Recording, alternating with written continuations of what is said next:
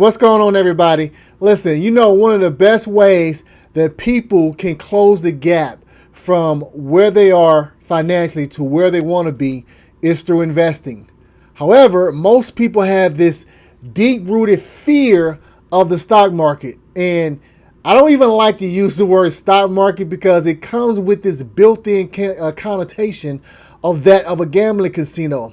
However, investing is not gambling. There's a difference between the two. Investing is not gambling. To quote or paraphrase Warren Buffett, he said that all investing is laying out money today to get more money back in the future. Now, there's two ways to go about getting the money back. One is based on what the asset produces, and that's called investing. Two is based on what you believe somebody is going to pay you for that asset in the future, irrespective of what the asset produces. And that's called speculation. Now, if you look into the asset, you're not worried about a quote. You're not worried about a price. Let's say if you're buying a rental apartment or a rental property, you'll look into the asset because of what it can produce for you over time. It should be the same way if you're buying a stock or you're buying a partial ownership in the business. You look into that business as what that business can produce for you over time, not what somebody is going to pay you for it in the future. So you're not worried about the price. You're not worried about the quote. You're not worried about fluctuations in the stock market because it is the business that you're buying, and it is the business owning great businesses that can produce the wealth for you over time. People will tell you can't do it, or you have to pay somebody to do it for you. But you can learn, just like somebody can learn to identify great properties to buy when they become real estate investors. You too can learn how to identify good businesses that you can buy, that your family can own for a multitude of years, and you can take in this tremendous power. See, the key to building wealth is this tremendous power of compounding by owning great businesses and then leaving them alone to allow them to compound. I say if you can identify great businesses with good economics, run by good management, and then allow management to run the business, you're like a silent partner. So that's what investing is. You're like a silent partner in this business. Like I've owned Apple for 8 years. I've owned Amazon for 8 years. I have never once been called to the office of Apple or called to the headquarters of Amazon for my opinion on anything.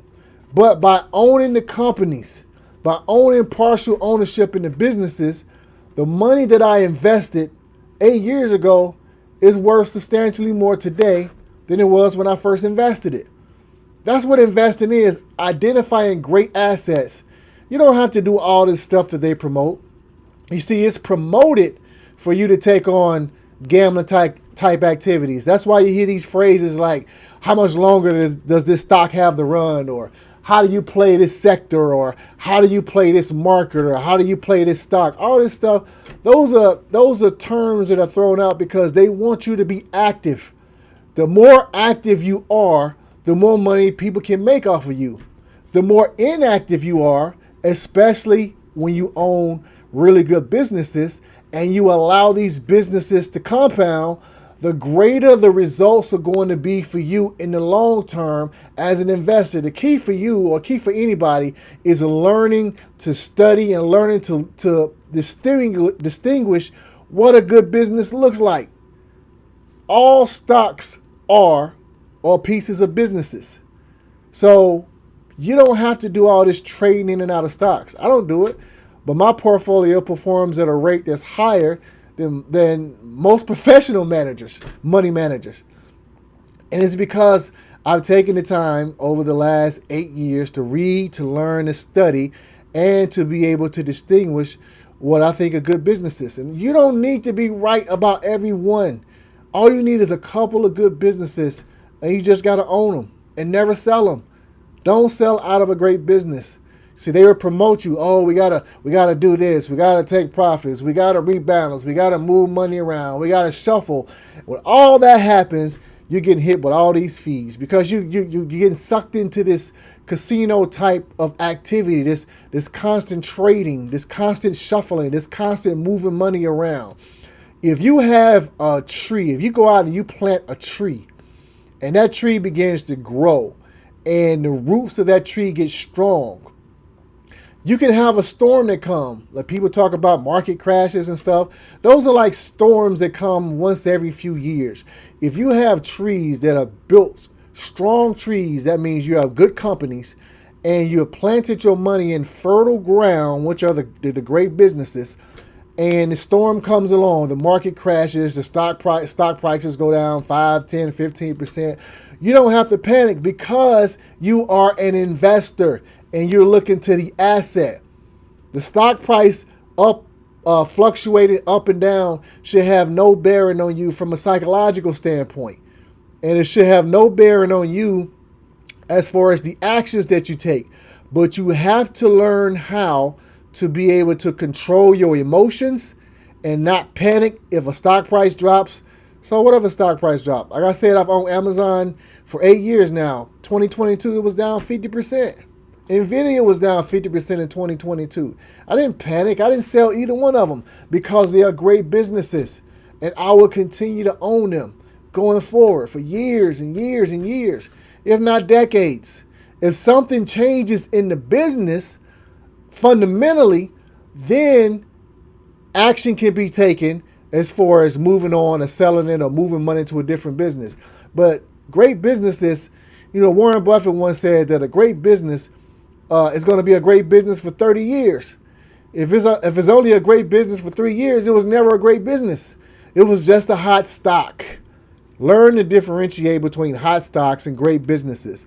You have to learn to look at the balance sheet, the financial statements, the income statements, and look to own high quality assets, because investing is looking for high quality assets that you can buy, that you can own for a long period of time, and you have this tremendous power called compounding.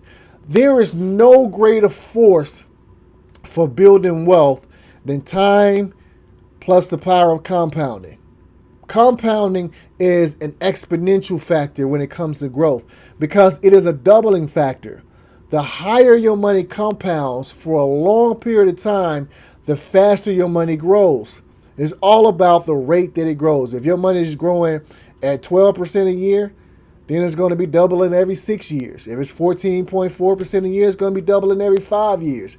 If it's 18% a year, it's going to be doubling every 4 years. So imagine having assets that's doubling every 5 years. So if you have an asset that has 10,000, that you've invested 10,000 in, and is doubling every 5 years, over the course of, let's say, 20 years or 25 years, you're looking at doubling 5 times over 25 years or 4 times over 20 years. So if you have $10,000 invested in a high quality asset that's growing at 14.4, I just use 15 to kind of round it up, percent, then it's doubling every 5 years. So 5 years from now, it'll double from 10,000 to 20,000.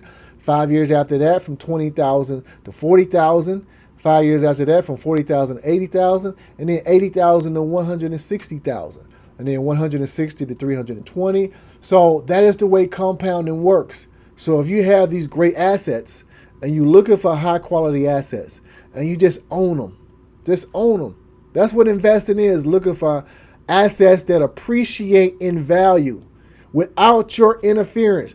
There is nothing worse than you can do for compounding than to interrupt it unnecessarily. And people do it all the time. They do it all the time. Oh, I need to take profits and I need to move money over here. Oh, I need to take money from here and move it over here. All they're doing is interrupting this power of compounding. If you have a great business, the best thing to do is just to leave it alone, to let it compound and allow your money to grow.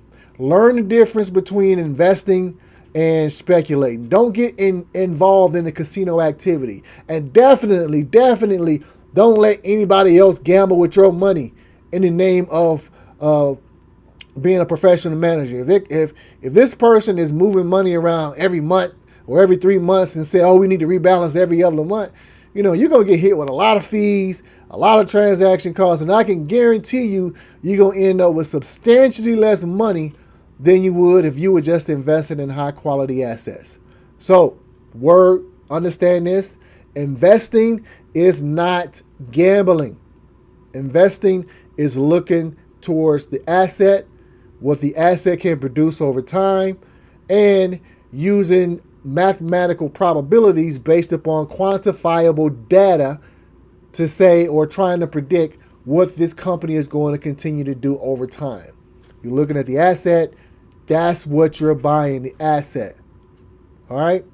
Investing is not gambling.